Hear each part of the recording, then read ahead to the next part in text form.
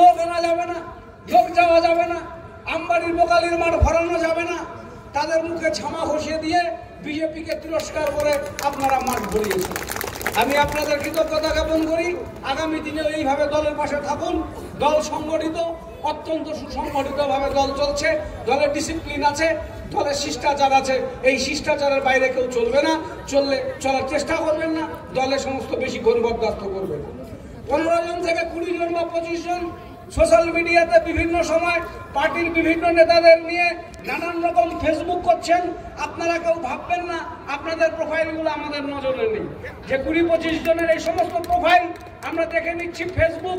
আগামী এপ্রিল মাসের ভেতরে এই সমস্তদেরকে চিহ্নিত করে দল থেকে বহিষ্কার করে দেওয়া হবে, এদেরকে দলে রাখা হবে, একদম নিশ্চিত করলাম।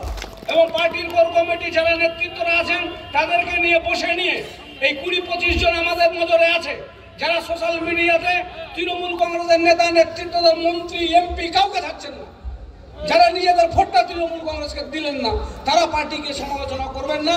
নিজেদের দল বেছে নিয়েছেন, নিজেদের দলে চলে যান, তৃণমূল কংগ্রেস থেকে মুক্তি দিন। যে অঞ্চল সভাপতিরা দায়িত্ব নিয়ে লোক আনলেন না সভায়, একজন ব্যবস্থা নেওয়া। পার্টি কারো নিজস্ব প্রপার্টি না।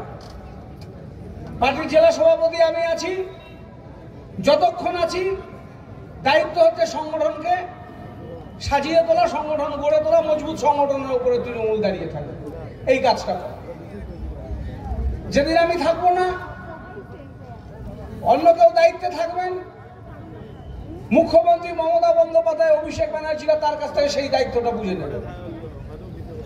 ফাঁকি দিয়ে চেয়ারে বসে থাকা এখানে পার্টিতে আর যাবে না। আগে কি হয়েছিল আমি জানি না।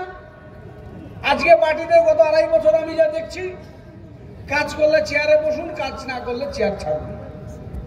এটা বুথের সভাপতি থেকে শুরু করে জেলা রাজ্য নেতৃত্ব পর্যন্ত একই ফর্মুলা। সব বুথে আমরা ভোট বাড়িয়েছি, সব বিধানসভায় আমরা ভোট বাড়িয়েছি, যার ফলে আমরা কুচবিহার লোকসভা প্রায় 40,000 ভোটে আমরা জয়ী হলাম।